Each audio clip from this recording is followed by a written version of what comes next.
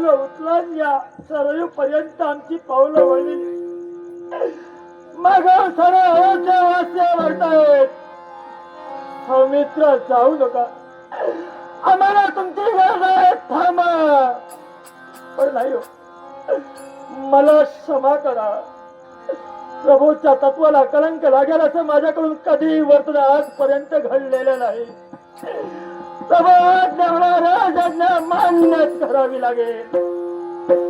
पण तुमच्या सर्वांजवळ हात जोडून एकच विनंती करतोय, तुमच्याजवळ एकच आशा मी करतो.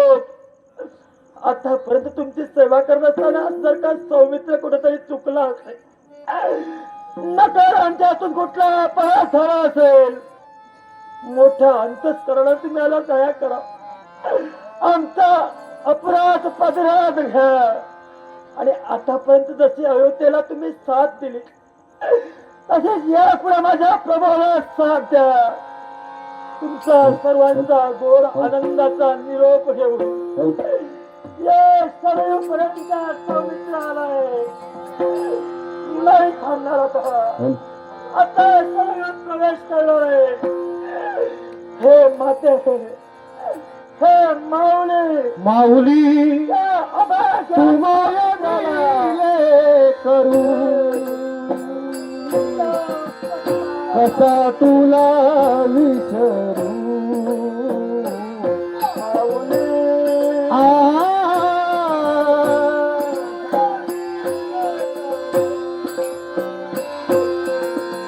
कसा तुला विसरू. हे मायेच्या पंखाखाली,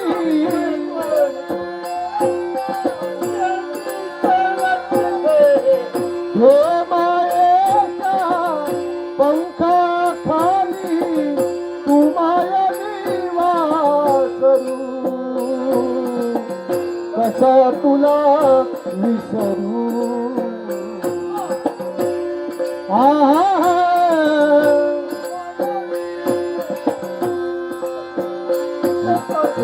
कसा तुला विसरू.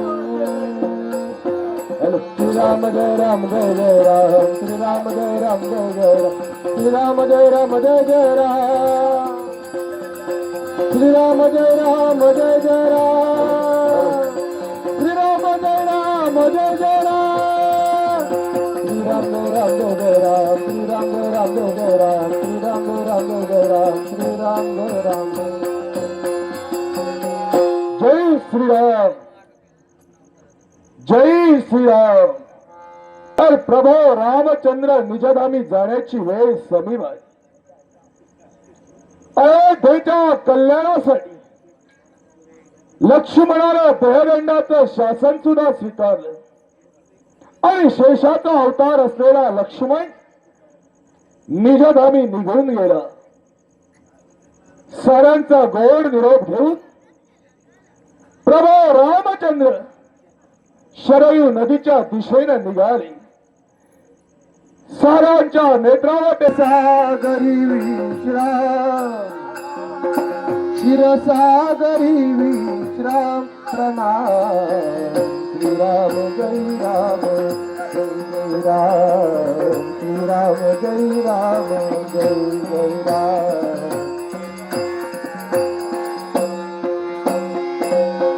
पुनीत अयोध्या प्रभु अवतरला, पुनीत अयोध्या, पुनीत अयोध्या, पुनीत अयोध्या प्रभु अवतरला. मुदित अयोध्या दैत्य संपला. श्रीराम विना व्यर्थ सर्वथा, श्रीराम विना, श्रीराम विना व्यर्थ सर्वथा. जीवन हो प्रभु राम, जीवन हो प्रभु राम प्रणाम. श्री राम जय राम जय जय राम, श्री राम जय राम जय जय राम.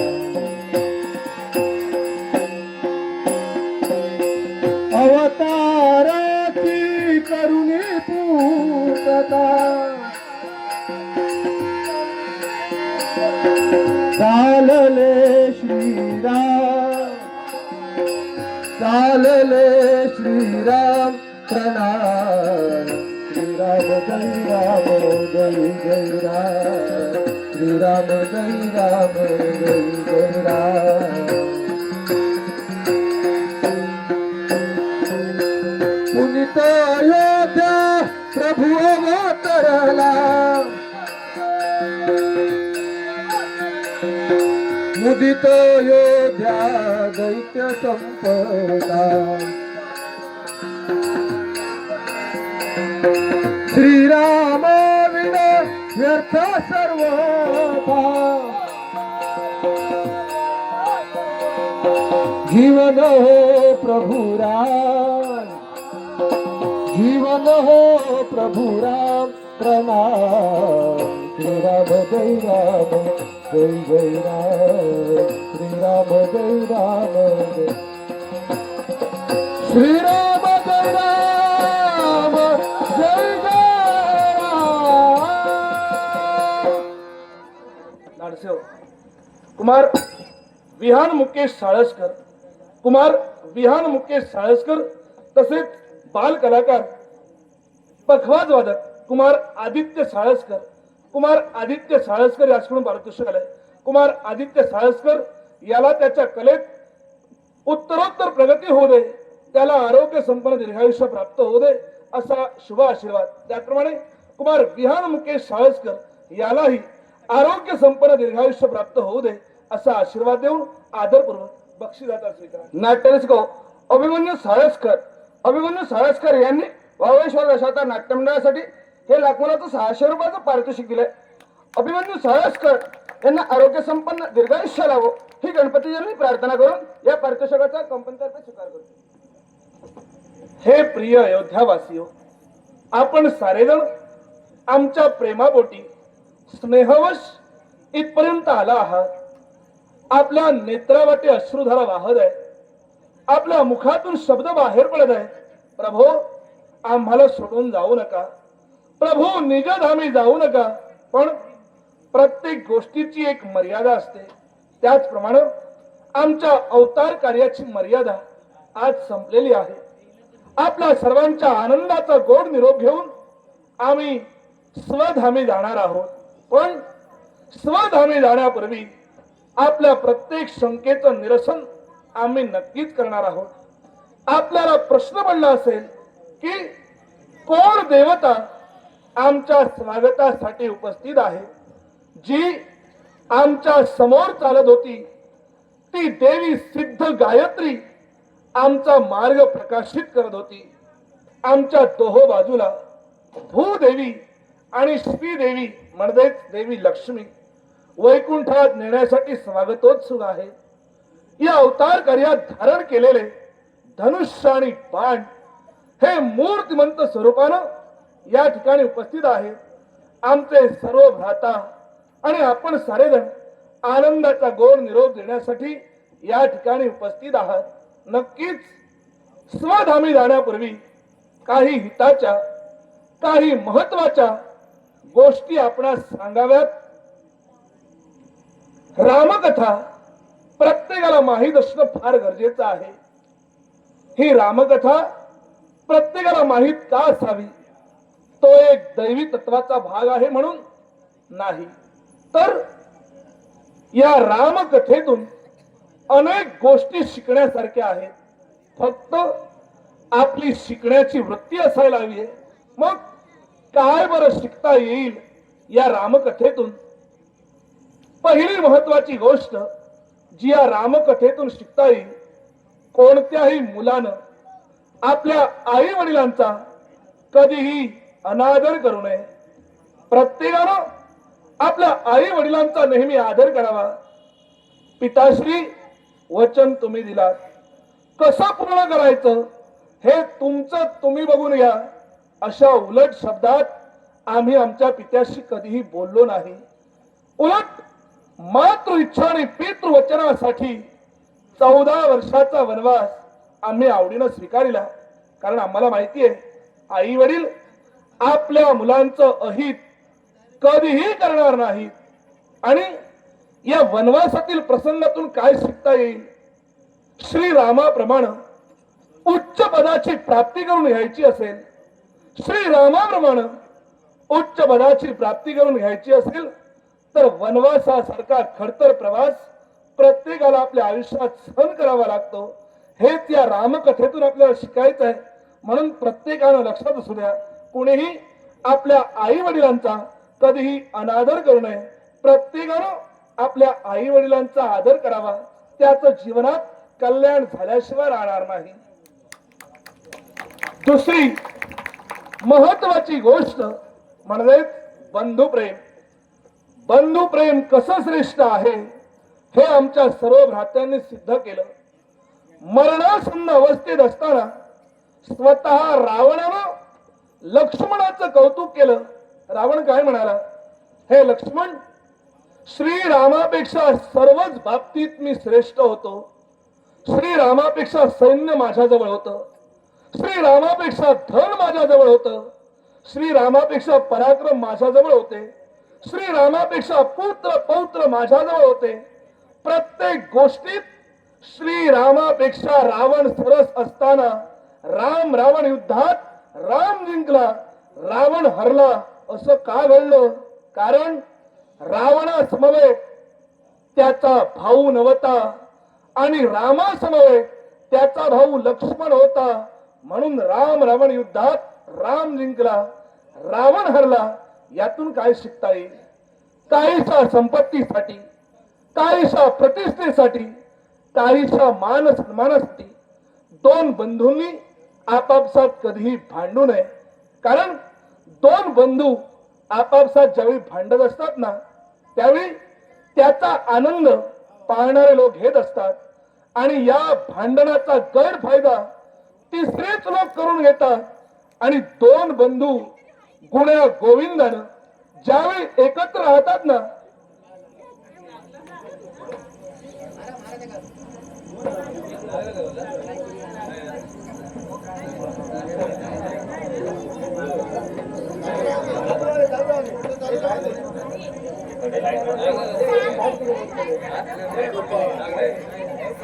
ज्यावेळी आपापसात भांडत असतात त्यावेळी त्याचा गैरफायदा पाहणारे लोक घेत असतात.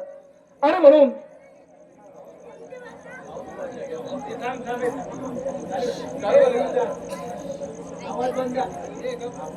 आपल्याला आपल्या बंधूकडून जर लक्ष्मणासारखी अपेक्षा असेल, आपला भाऊ आपल्या समवेत लक्ष्मणासारखा वागायला हवाय असं जर आपल्याला वाटत असेल तर आपण स्वतः श्रीरामाप्रमाणे वागणं महत्वाचं आहे.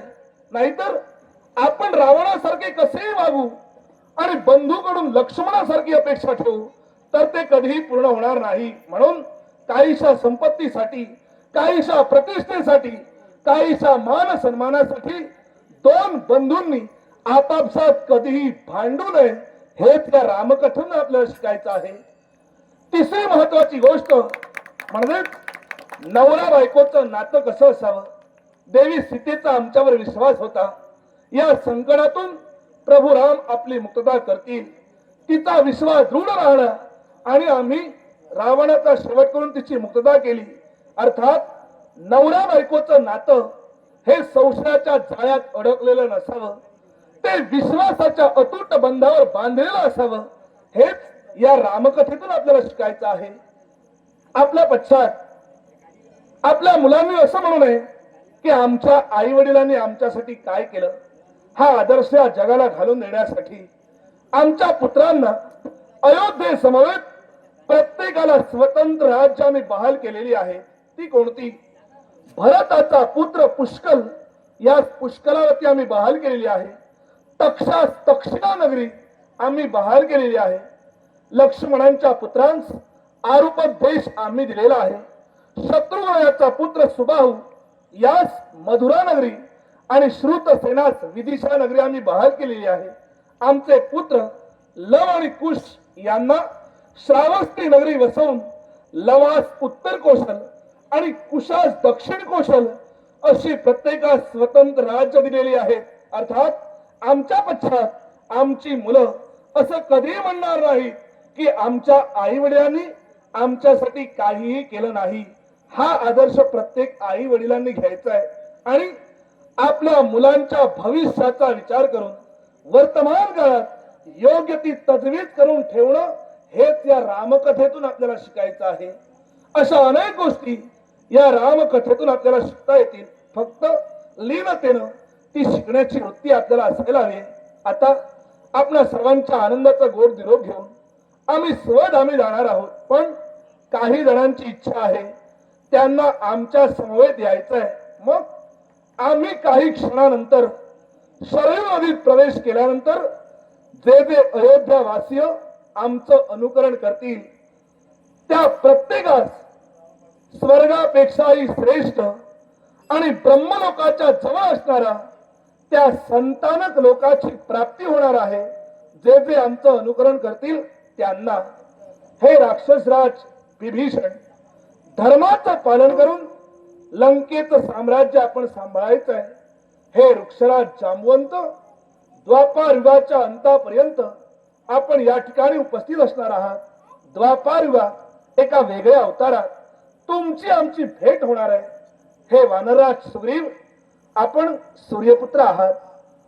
किष्किंधेचं राज्य वालीपुत्र अंगद यास देऊन आपण देवयोनीत प्रवेश करू इच्छित आहात. मग सूर्य देवतेच्या कृपेनं आपणा समवेत असणारं अखंड कपी सैन्य पुनश्च देवयोनीत प्रवेश करेल. प्रत्येकानं आपल्याला दिलेली जबाबदारी यथायोग्य पूर्ण करायची आहे.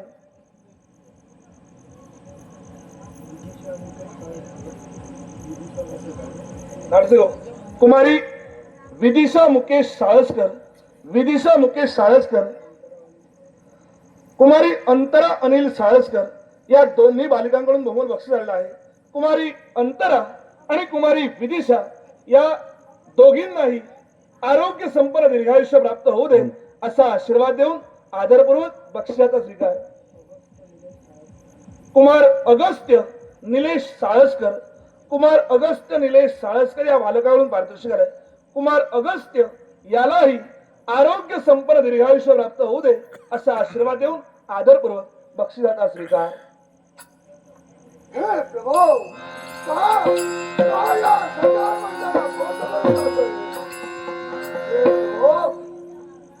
ज्या ठिकाणी माझ्या प्रभूचा अवतार कार्य संपलं तिथं संपलं, हा सकाळ संपला कधीही नाही.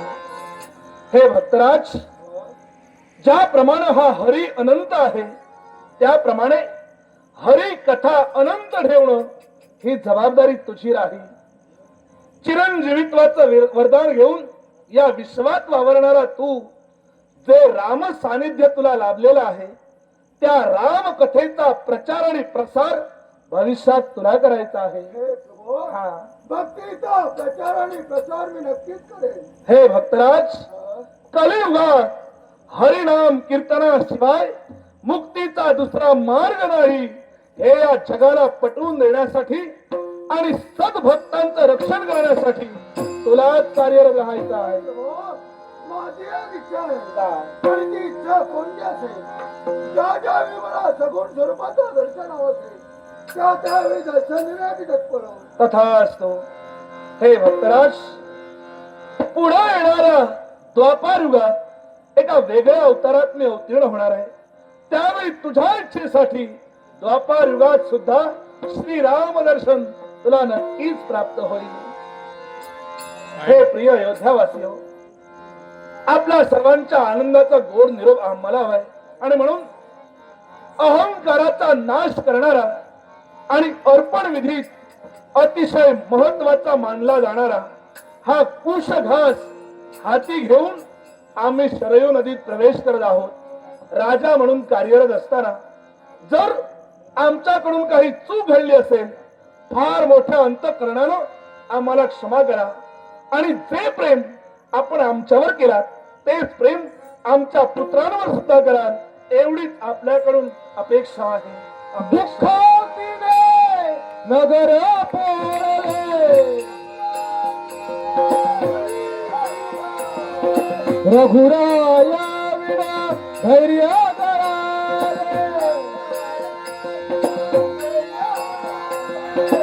नयनी आसू हात जुळले अखेरचा हा प्रणाम प्रणाम श्रीराम जय राम जय जय राम श्रीराम जय राम जय जय राम श्रीराम जय राम जय जय राम श्रीराम जय राम जय जय राम श्रीराम जय राम जय जय राम श्रीराम जय राम जय जय राम श्रीराम जय राम जय जय राम श्रीराम जय राम जय जय राम श्रीराम जय राम जय जय राम श्रीराम जय राम